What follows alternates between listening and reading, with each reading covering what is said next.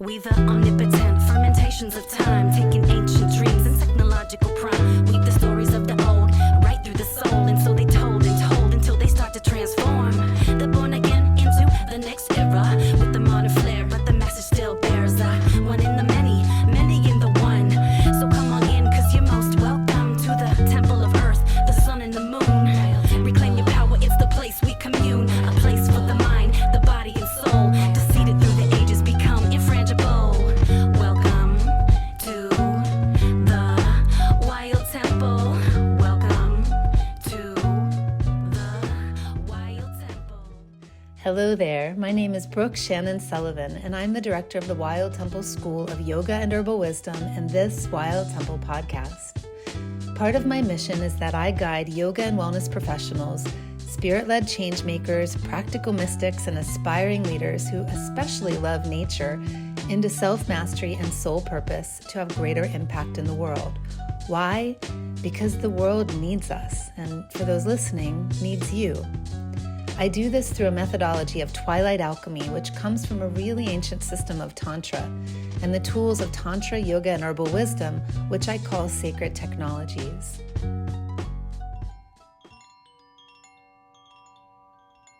Hello there, and welcome to the Wild Temple podcast. Today, I am so excited for our conversation. I'm here with my dear friend and colleague, Stephanie Chee Baréa, who is a yogini, a lifelong educator, a sound healer, and a feminine empowerment guide. So, Steph, thank you so much for being here today. Thanks, Brooke. Always so fun to connect with you on all the levels.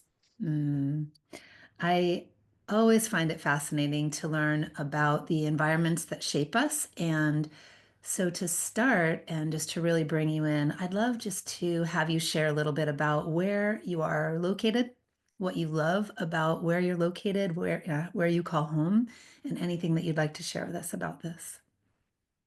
Yeah, thank you.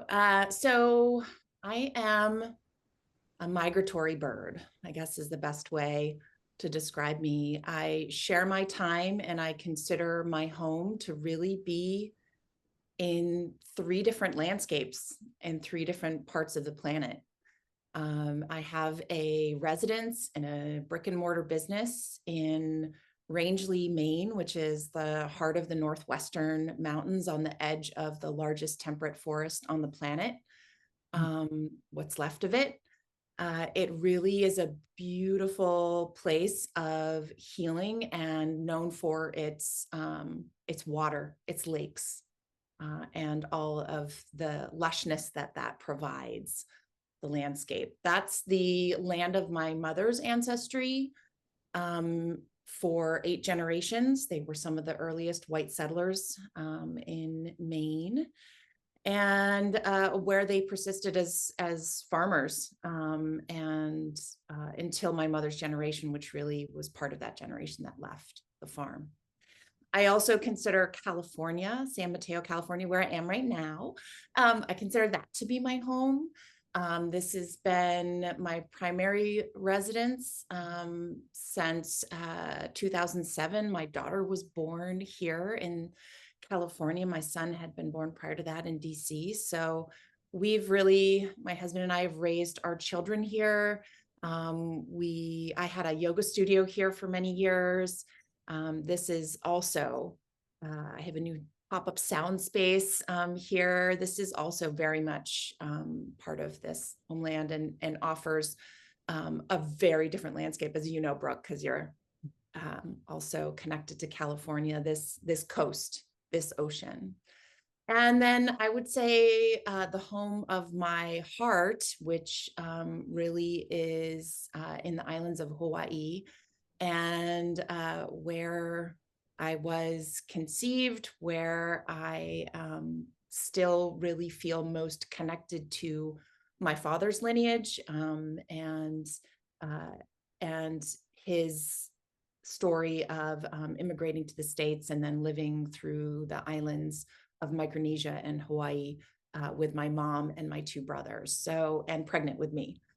So I feel connected to father there, that kind of paternal lineage and and courage and bravery and some of those more adventurous mindsets and perspectives on the world that he taught me, even though he died when I was 9.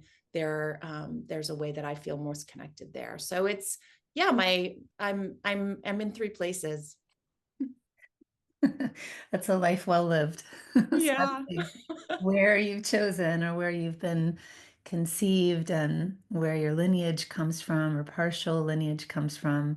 Yeah, it seems the land has really welcomed you, Steph. And I know that that's also been part of your journey, is this connecting to land and place and the feeling of belonging. And that's really shaped your identity and your, I would say, transcendence from the limited identity that maybe other people have put on you. And so I would like to go into a little bit of, and perhaps that will, you'll share a little more about this, but because our show is really focused around Dharma and purpose and around empowering women and spirit-led practitioners in really standing in their own light and being the best version of themselves, I'd love for you to just share a little bit about your own personal Dharma. What is your understanding of Dharma? And just what does this term mean for the journey of life as a whole to you? Just a big, juicy questions.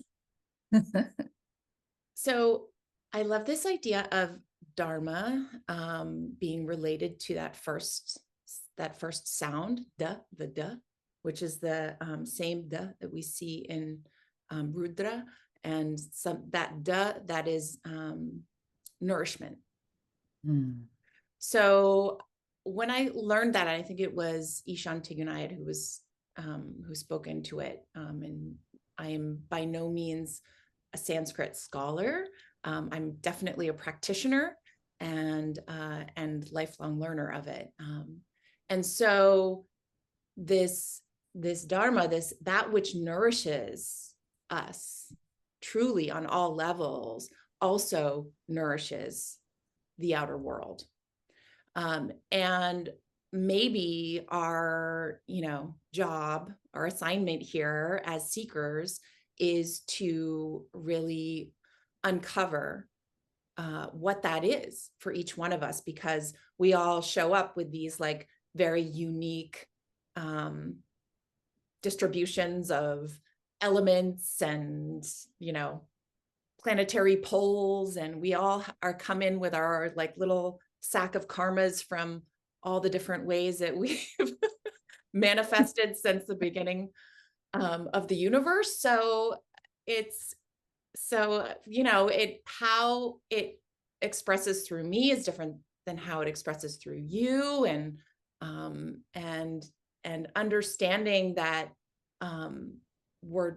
we're doing that, we're all maybe seeking that which really nourishes us on all levels, that what offers maybe an added sweetness to that, I think, is that I've really come to understand Dharma as this evolving relationship as a result. Like, oh, I'm always evolving. I'm maybe not like in that transformation junkie way that I can be like, where I just am like all in on transformation, but rather like a little bit more of a softer, dare I say, like blossoming, or, like all of that, really, really grooving on that like tenderness of spring, right? All the little soft ways, the baby bunnies, the buds in spring, the soft earth, like that kind of relationship with Dharma. Like, what if I treated myself that way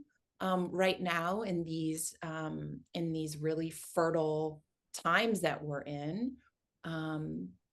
It's just maybe where I'm feeling into it is like this, okay, I'm going to nurture myself on all levels, make sure my body is well taken care of, make sure I'm getting enough rest, make sure my nervous system is being taken care of. And then most importantly, that I'm really connected to my wisdom centers of like heart and gut, right? My intuition.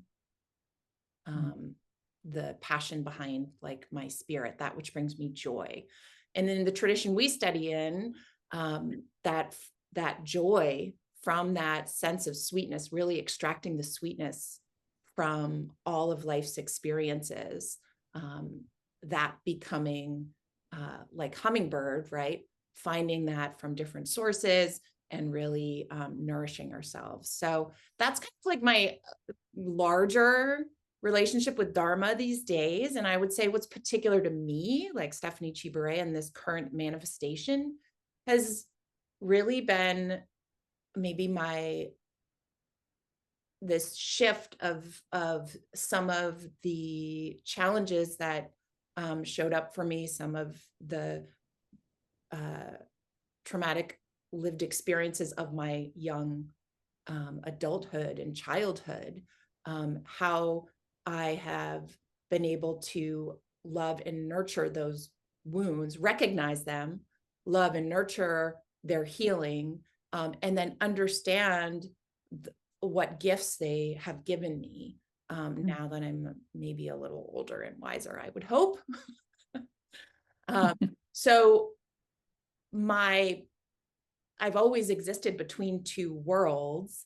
There's this saying for that, that you're half and half, but never whole when you're biracial. It's like, and I would say that in these modern times, most of us have maybe done our DNA tests and understood even the numbers of cultures and identities that exist within us, even if they're just regional.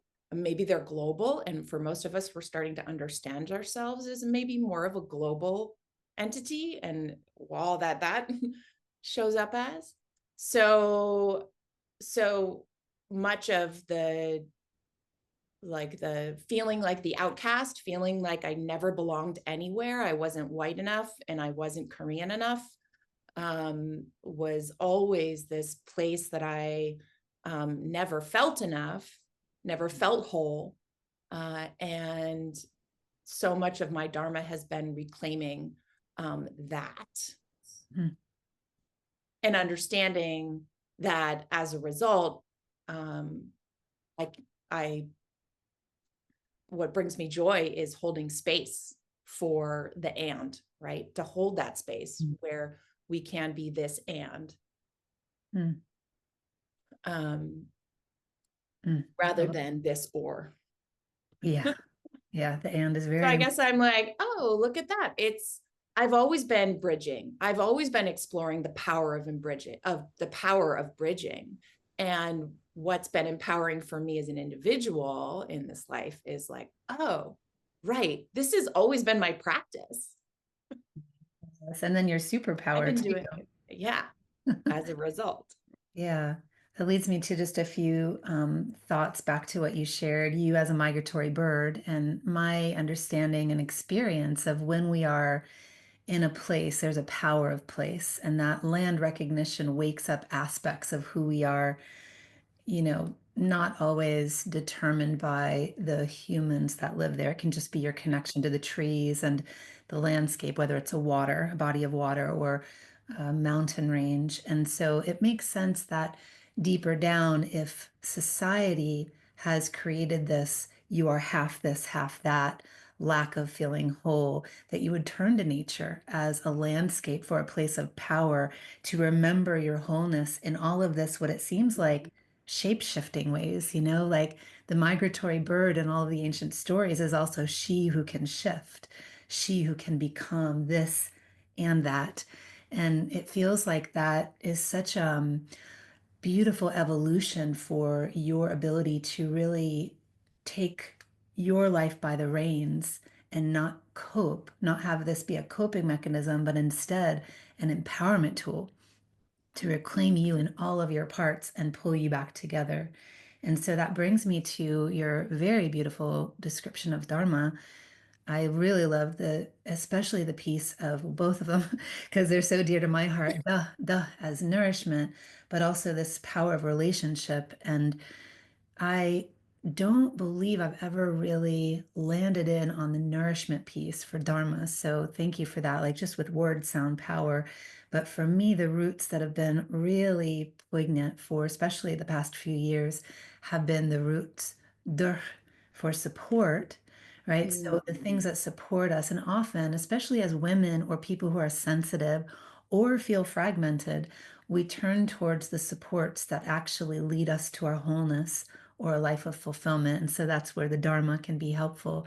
But you spoke into a little more deeply a second term of the root that I really love, which is T, DHI, and that's the ability to see, right? This clarity of perception that you can get from tasting the nectar from all of the different flowerings or allowing the beauty of you in relationship with nature or path and purpose to unfold in a way that you start to see where your old self was maybe holding on to certain aspects of your experiences in the world and how you've matured so you can let that go and that's no longer needing to be your identity, whether good or bad, right? I don't know. So the D feels to be really something that I hold strong with, but how you framed it too with this idea of nourishment. So nourishment, support, and clear seeing feel to be such a powerful trinity for when we come in.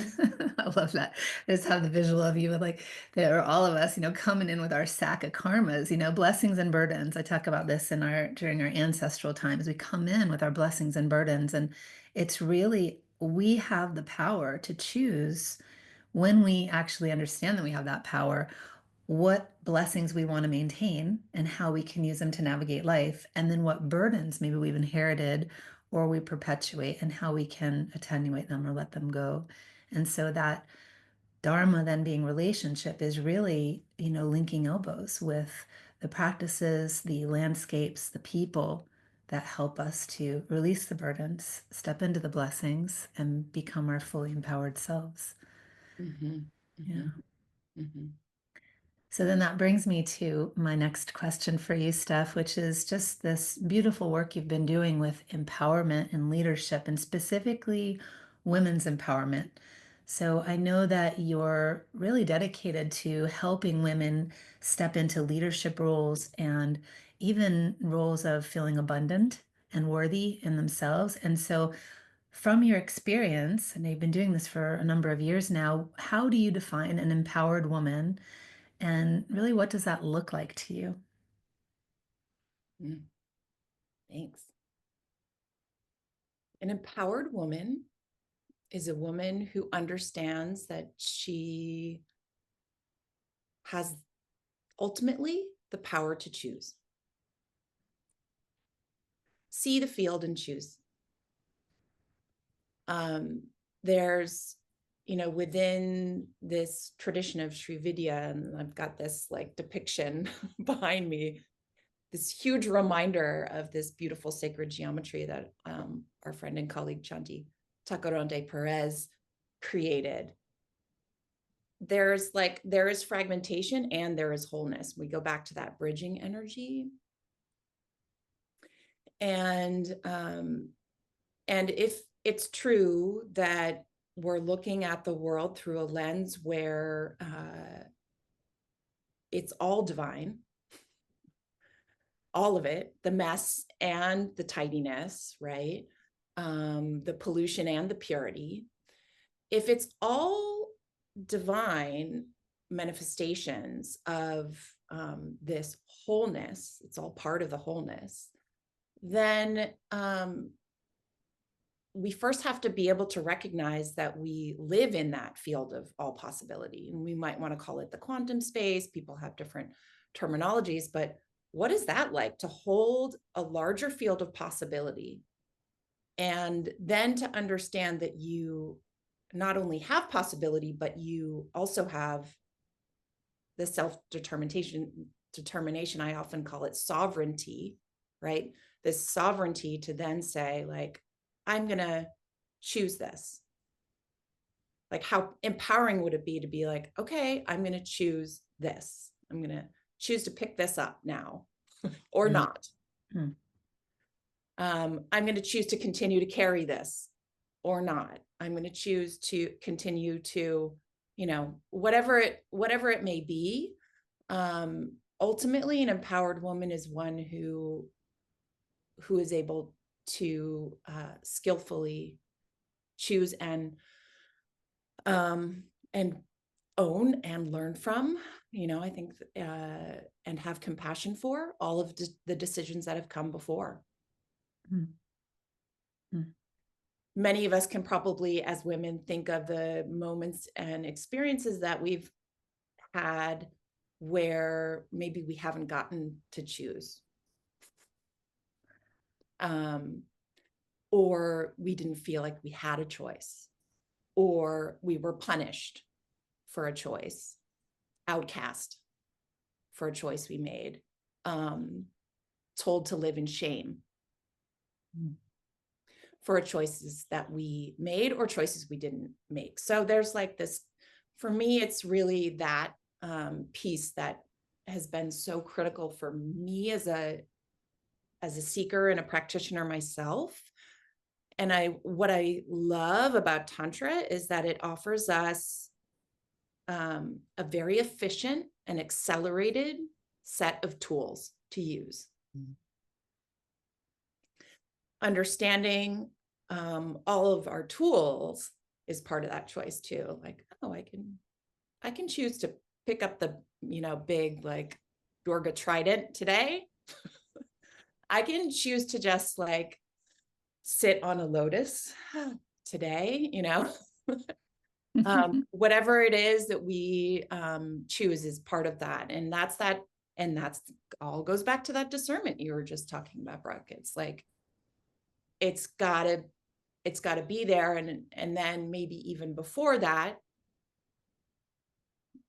we can't see in turbulent waters, we can't see clearly in turbulent water. So how do we allow ourselves to really claim steadiness, right?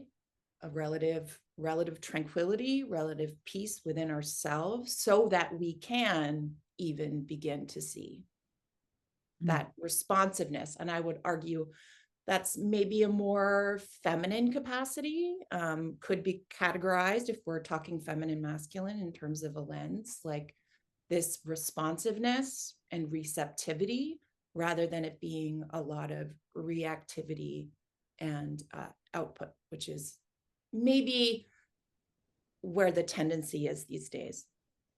And a lot of what we've done for very good reasons as women to claim whatever power we could within these systems and structures of domination and misogyny and supremacy that we've all lived in for 4,000 years, Yeah.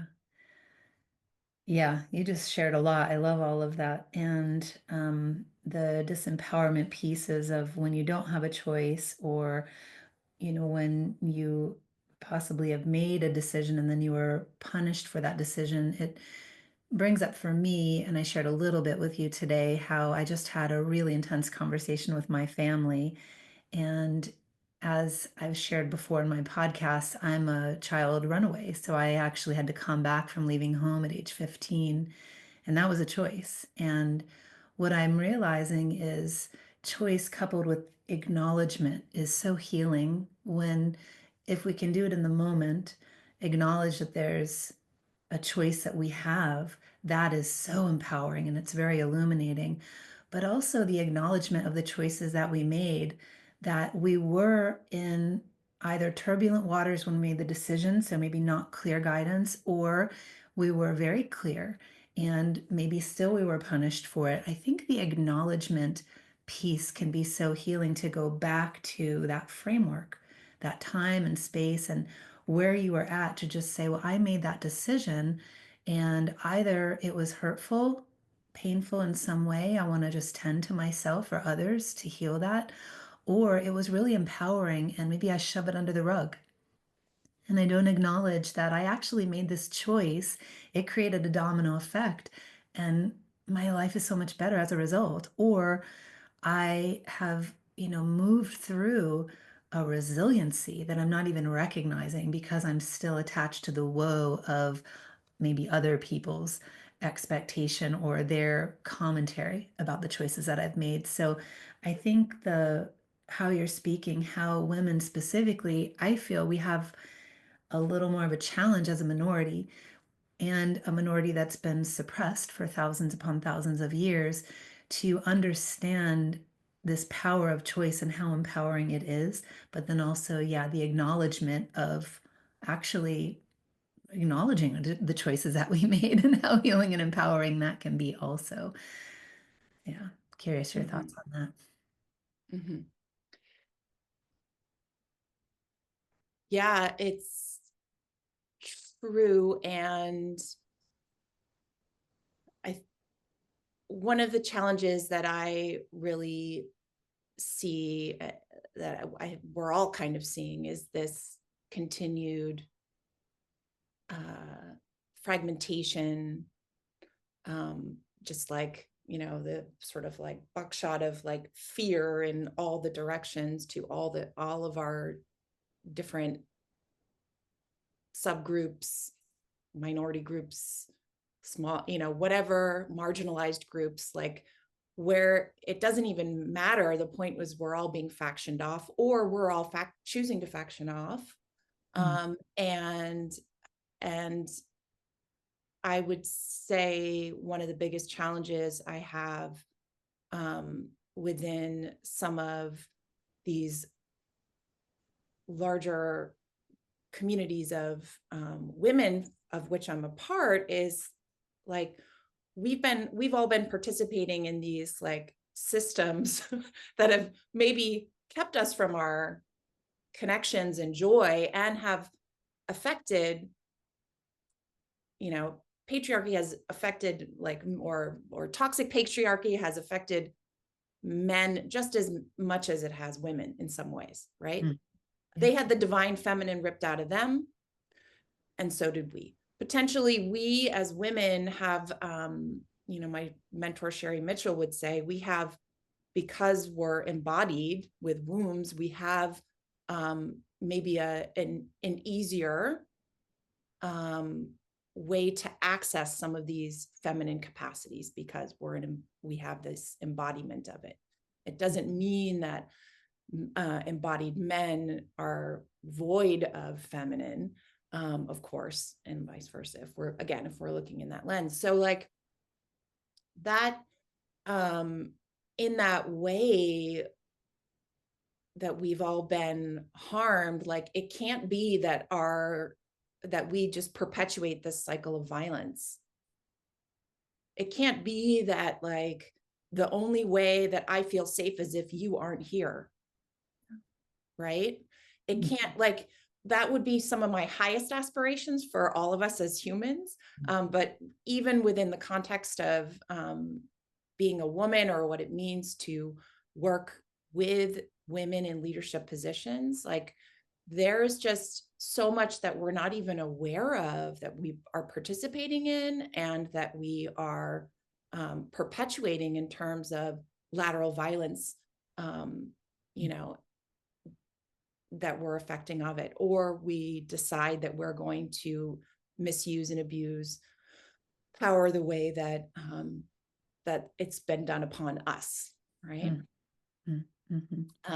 Which is just, conditioning around domination, conditioning around us, our colonization. But just to like loop back, like I think ultimately, if we all go in and look at our DNA, we'll see that we are all colonizers and we are all colonized. Like we have both of those within us, divisions within us. And so if all of it's already existing within us, like starting to resolve that conflict, which we begin to define conflict as difference, and then it becomes just difference. And then we understand that there's spaciousness for all of it to exist within ourselves, and to make peace with that peace.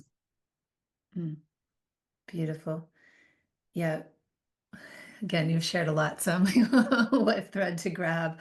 I the piece that you just shared about how we can often even perpetuate the violence without even knowing this lateral violence, or we're part of this system that unconsciously or consciously we may be contributing to. And so to have compassion around that is really important.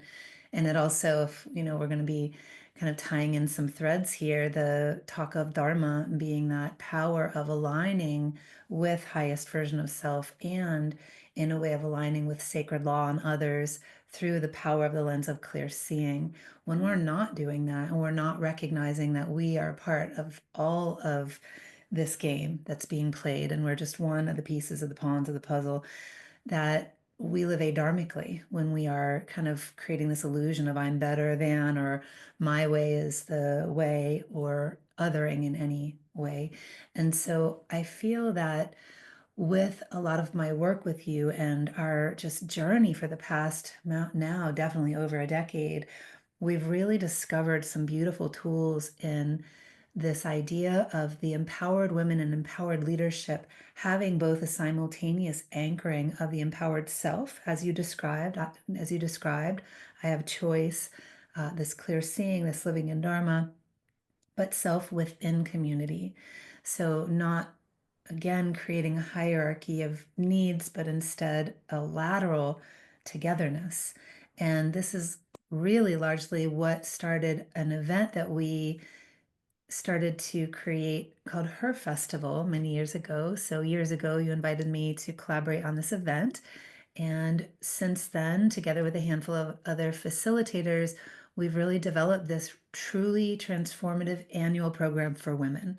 And a lot of the theme has been this empowered sense of self, but in a shared collaborative way. And I'd love for you to just maybe segue and go from this empowered sense of women in leadership into a little bit of the vision behind this festival and what makes it such a unique experience.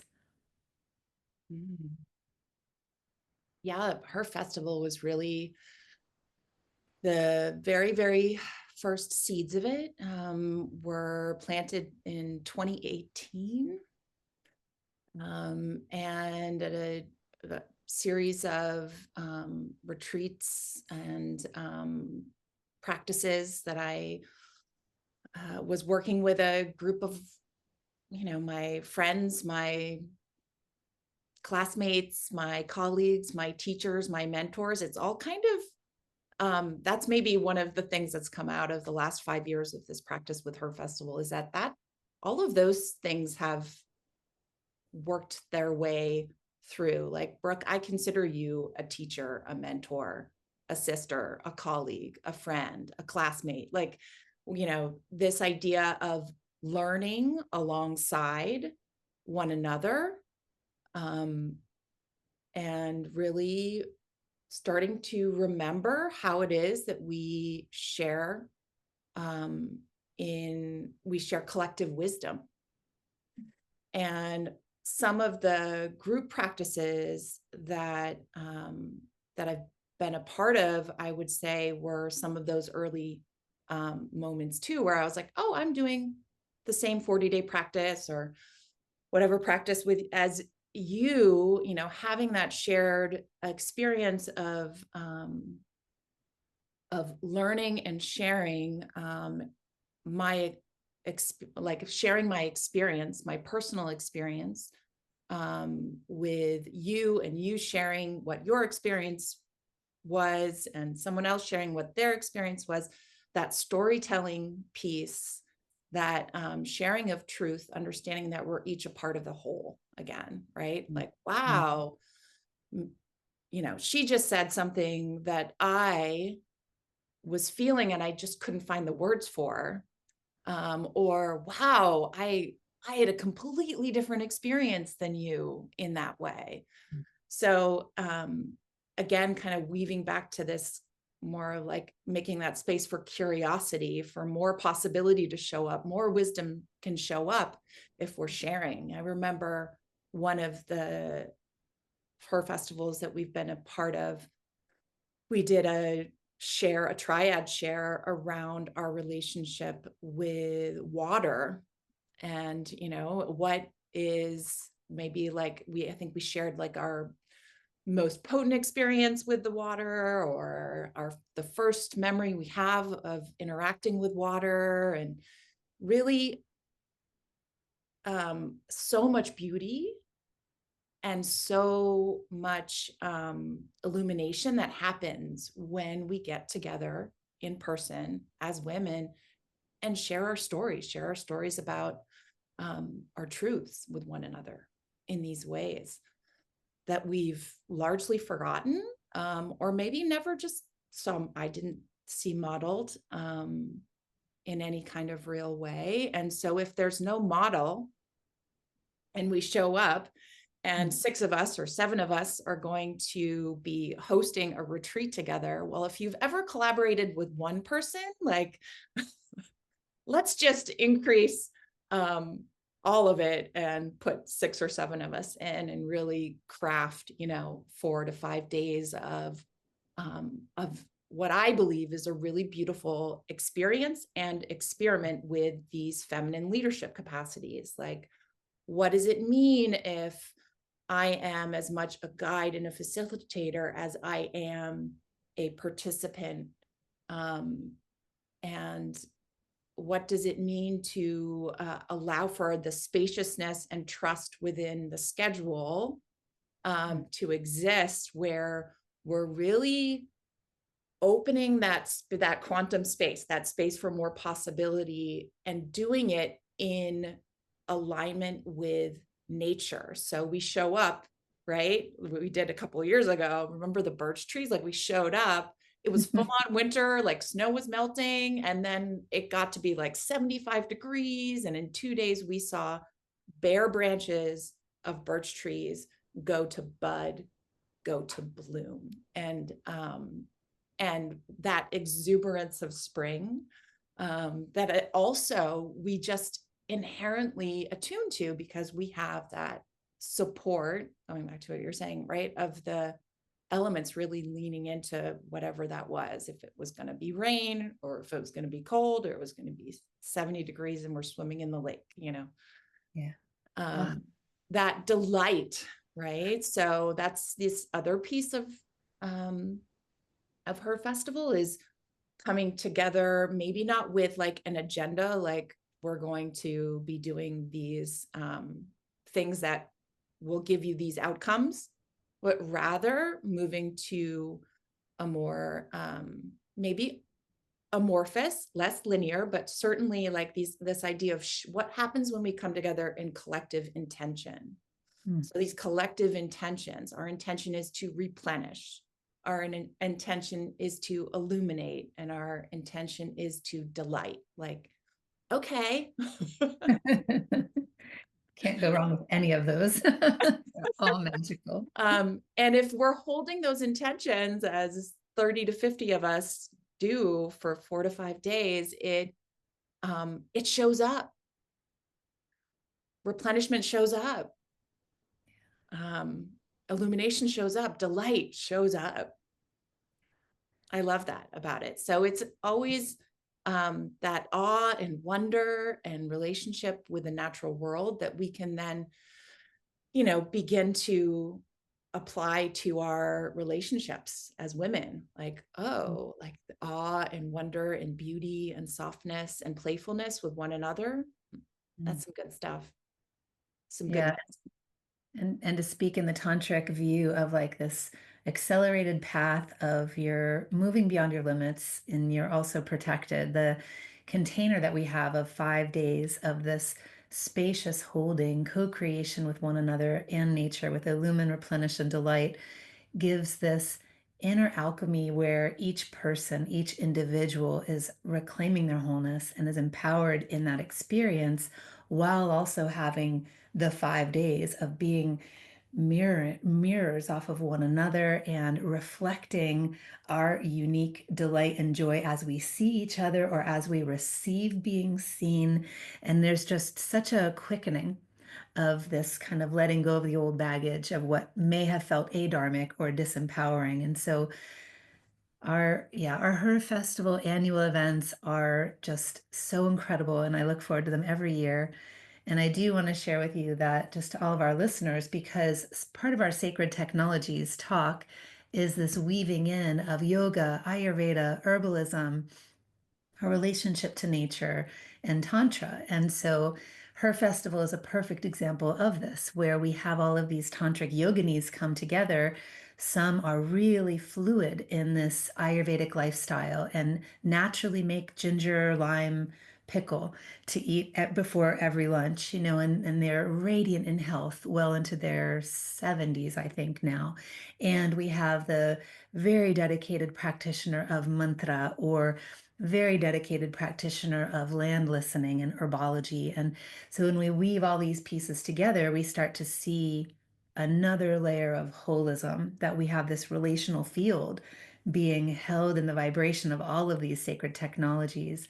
And so this one experience with the birch, I remember it was May and we were meeting around Biltana, which is a really beautiful ceremony and juncture of time in the Celtic tradition. And I was sharing with you all because I was studying with an Irish teacher of song, and I was learning particular Gaelic Beltane songs, or Bealtanas, how it's shared. And in the song, and even in the Om alphabet of the tree alphabet, the very what was illuminated was the birch tree. And so to have birch all around, wow, that was the only thing I knew I wanted to bring was this song.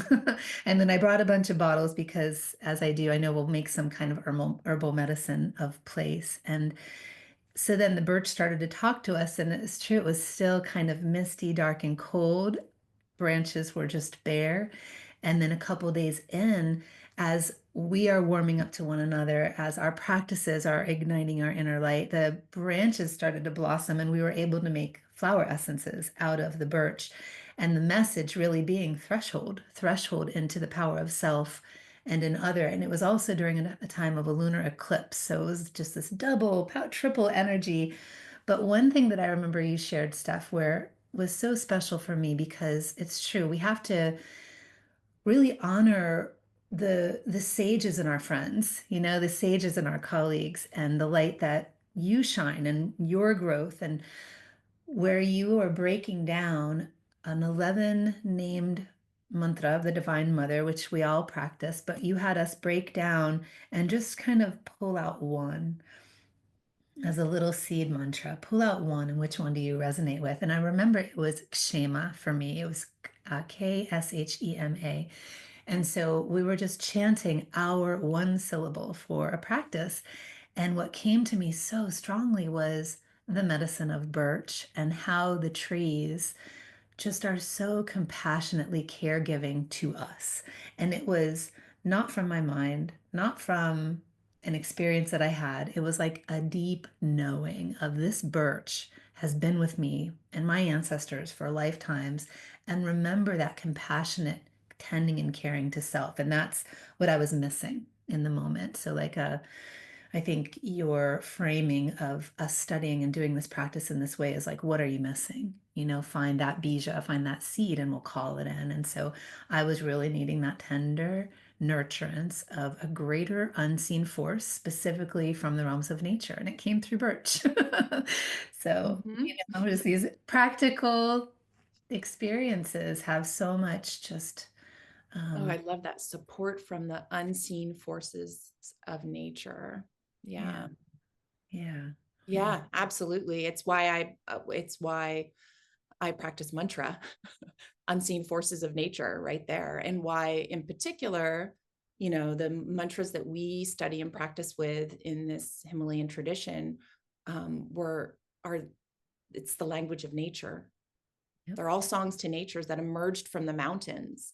So it's just that, from the plants, from our animal interactions of, really just capturing a relationship, a kinship with nature that we then are maybe more inclined to see and find in the relational field of humanity and womanhood. yeah. Yeah.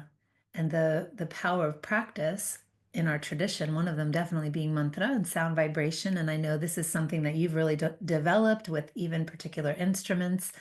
I know I'm a drummer and a chanter. I love to merge the two together, and harmonium now with the koshi chimes a little bit, but the power of sound vibration for me has been so incredibly just healing, deeply guiding as a force of light in my own growth, nurturing.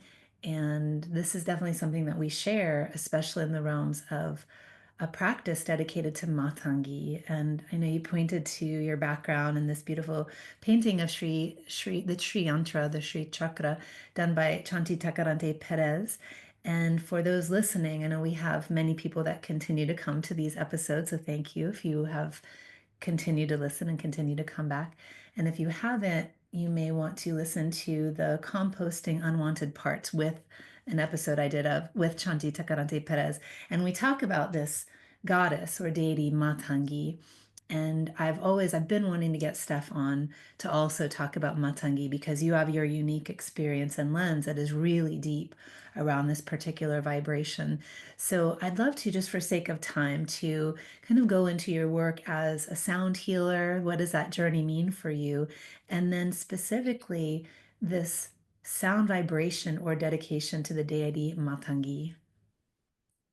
Thanks. Yeah. I came to the yoga wisdom tradition through asana, through the physical practice of yoga poses. Which is now, I was 18, so like 32 years ago, I started doing some yoga poses. And so that journey has taken me to a lot of different wells of wisdom, and what really connected me in, or what I was seeking ultimately, was a direct relationship with divinity, for lack of a better term, right? With those divine forces, God, goddess, spirit, universal truth. That is ultimately what I was seeking, in a way that like predates all religion, in a way that predates any of that. So what were some of these ways that we can like access divinity from its, as close to its source point as possible? And mantra offers us a vibrational reality, a resonant field of a consciousness that we might not otherwise know or see in our manifest world. So mantra is the unmanifest. It's the sound before the form. And the first form it may take is this form of sacred geometry, which is where these yantras. So first we have mantra, and then that becomes yantra. And then from there, an embodied form, maybe animal, maybe more human, that shows up. So it's like, where can I enter, of course, right? Where can I enter that liminal space so that I can capture the totipotency and really allow that to be that which nourishes me, like right from the spring, right from the wellspring. And mantra really does that. It's a very, very efficient, very, very compact, very much alive vibration, consciousness, and ultimately reality, right? So like, what am I repeating over and over again? I'm repeating a reality that is maybe something that I am not so familiar with, or maybe something I just want to allow my mind to focus in on that it otherwise isn't. So developing those habits of repetition around mantra that we do, where we repeat it over and over again, yes, we could do it for all the reasons, but ultimately we're working with the universal law of repetition to like become more familiar with that reality, to create new neural pathways. Yeah. So if I'm spending, as I do, my morning focused in on these source vibrations that express a reality of peace, prosperity, beauty, abundance, joy, the most benevolent forces of nature. This is Sri Sukta, this body of mantras that you and I share, Brooke. Like, then I show up in my external world like it's self-sound healing, right? Like I've like created that vibrational reality within me, hopefully, if I've repeated it, or let's just trust that it is there on some level. I've washed myself over with a consciousness on a cellular level that is maybe not one that I see if I like am like jumping in my car and going into traffic and people are anxious and angry and all of these things. Like, where's my Shri then? Like, where's my so it's it's that way that it really connects me, not just with like it doesn't feel like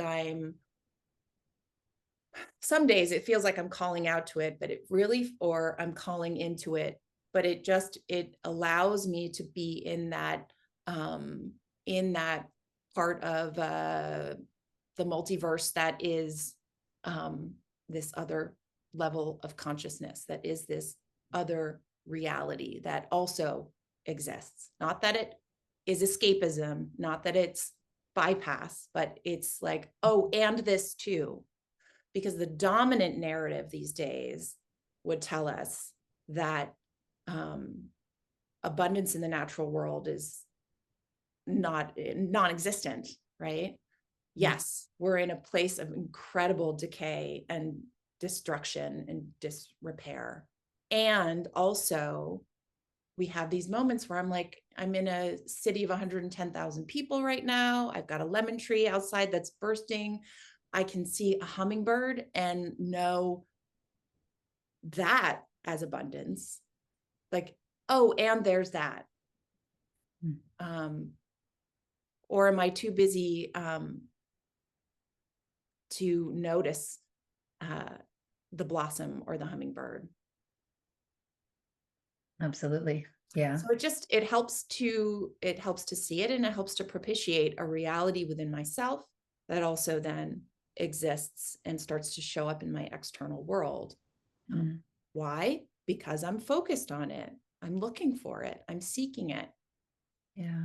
Yeah. Yeah. And how beautifully it reshapes mind. So the intellectual grasping that we can often do, whether conditioned, subconscious, unconscious, or even what we're seeing in our world, often we note that if you follow polyvagal theory, or a lot of people are speaking trauma healing, we tend towards negative bias and we look towards protecting ourselves. So we'll see what's wrong, categorize it, and we can absolutely become obsessed with it.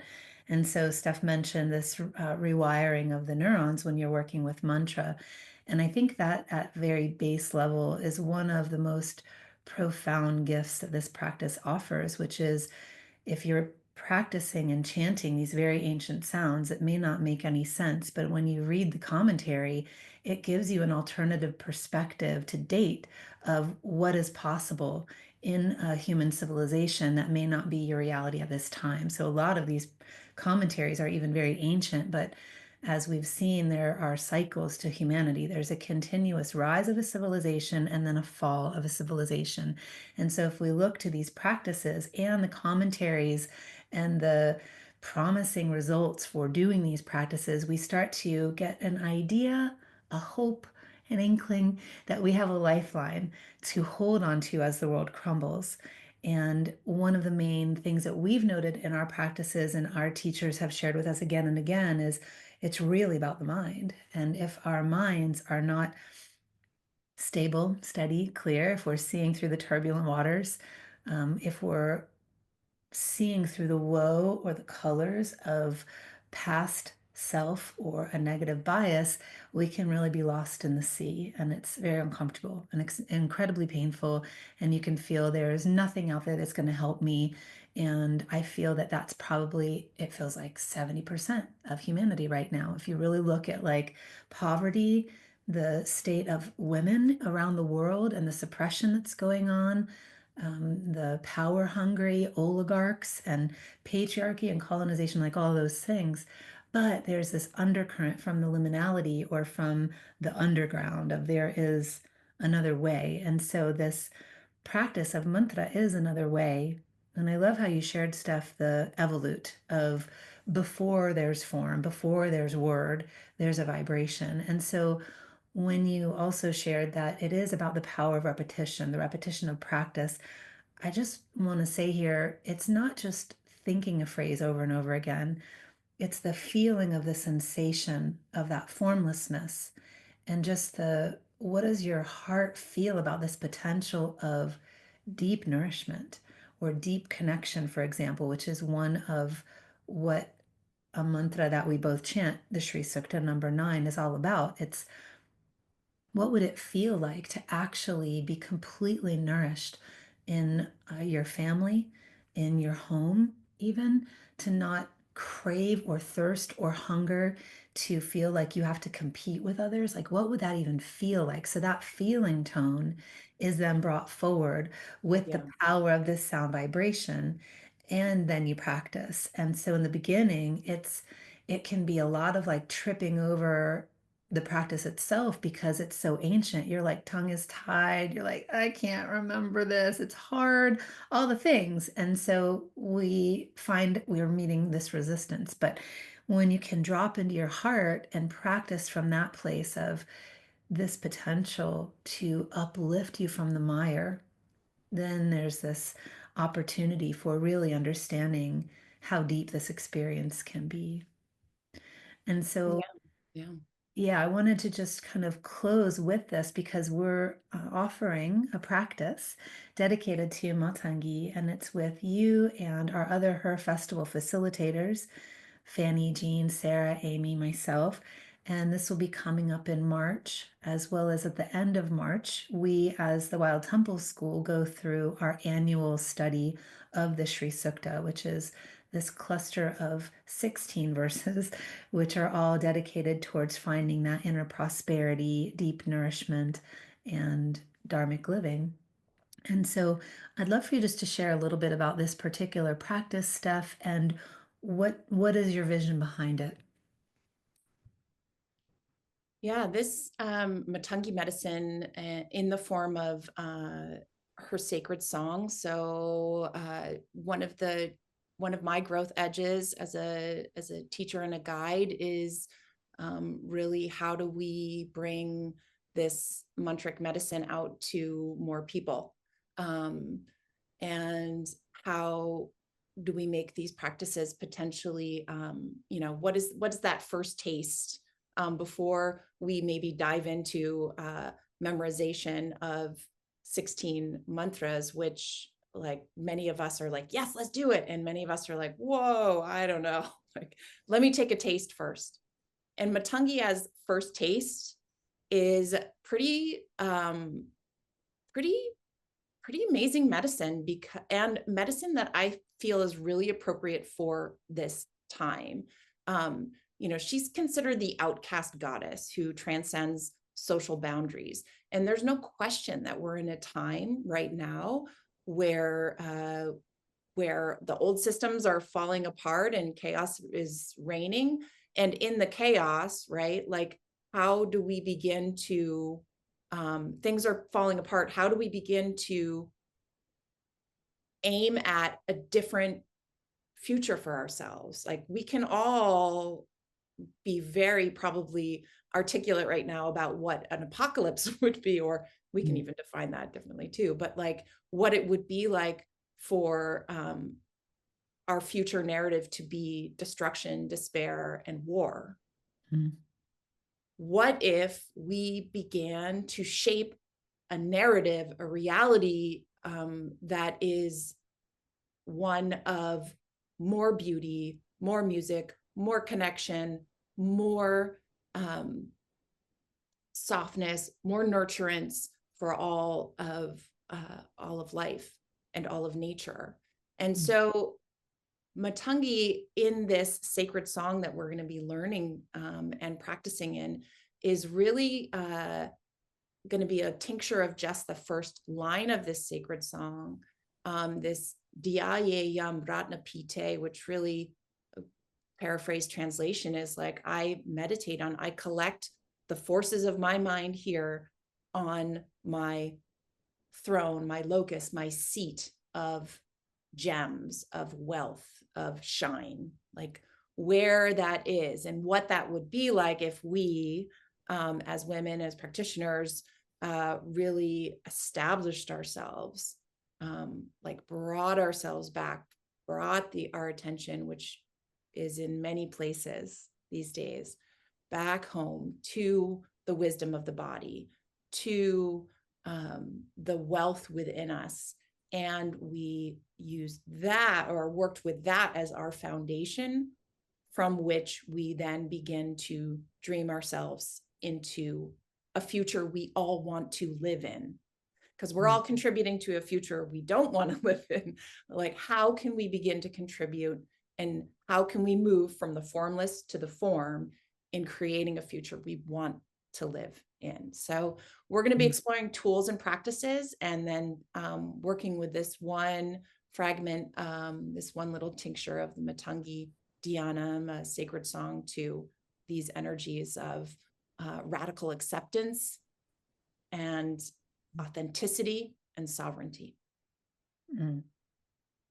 Beautiful. Radical acceptance, authenticity, and sovereignty as tools to lift the veil. So that's one definition of apocalypse. Is the lifting of the veils. The lifting of the veils.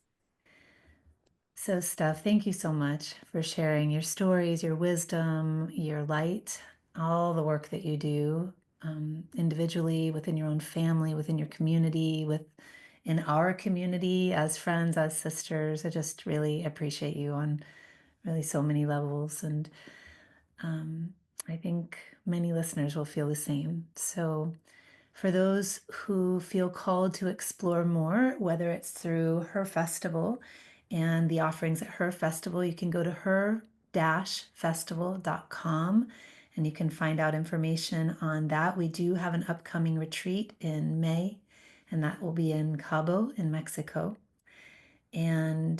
Or the mystical teachings of Matangi. We will be offering this as a collective for HerFestival, and this will be March 7th, 14th, and 21st of 2025. I think you could probably find the same address, and we'll put all the information in the show notes. Otherwise, if you're curious about Stephanie's journey and you're wanting to learn more about her work and her work with sound healing, you could visit stephchee.com, and this is STEPHCHEE.com. Again, we'll have all of the information in the show notes. And for those curious about the path we're weaving at the Wild Temple and our upcoming enchanting nature practice, which is that full practice of Sri Sukta, also with, I love how you say this, a tincture of one sound vibration. So we're going to work with just one little piece of it for a good chunk of time. Then you're warmly invited to visit us at thewildtemple.com and get on that wait list. We'll start that March 29th, I believe, is the full moon. So before we close though, Steph, if there's anything that you would like to offer as just a tool, an inspiration, a guiding light for our listeners, I'd love to hear. And if there's any particular book that you are reading right now or that you know of that inspires you that you'd also like to share. So little takeaways. So 2 little takeaways. One is drumming and humming have been my lifelines these days, to bring myself quickly back into a place of regulation where it's easy right now to spin out. And I know that remaining steady, so that when I am called to act, how I am called to act, it is in a responsive rather than reactive manner. And so that even just like, I mean, you probably have seen this on social media, but like the butterfly hug, this sort of like cross body tapping, going right back into a heartbeat rhythm really brings me there real quick. So that piece, yes, please. Humming and just humming a happy little tune, or humming a mantra, or chanting or singing. For centuries, you know, how have we gotten through hard times? Through sacred song, right? Singing. So yeah, so that's what I'd love to share. And the best book that I'm reading right now is by John C. Powell. He has a place across the bay here called the Othering and Belonging Institute over at UC Berkeley. And his book right now is on the power of bridging. And this way that we can begin. His work has always been about how we can understand ourselves as belonging without othering. That really is where we're at. We're in a critical point right now where we're asking ourselves, who belongs and what does it mean to belong here in the US in particular, right? What does it mean to actually belong here? Do I want to belong here? What is that? And maybe we can understand belonging as something we can do without othering. So that's my book right now. It's juicy stuff and juicy times. So thank you, Brooke. This was always a pleasure to connect with you. And in this way, I'm just so happy to continue to share practices and learnings and joyful experiences with you. Thank you, Steph. Thanks again for being here. Thanks. Bye. Bye.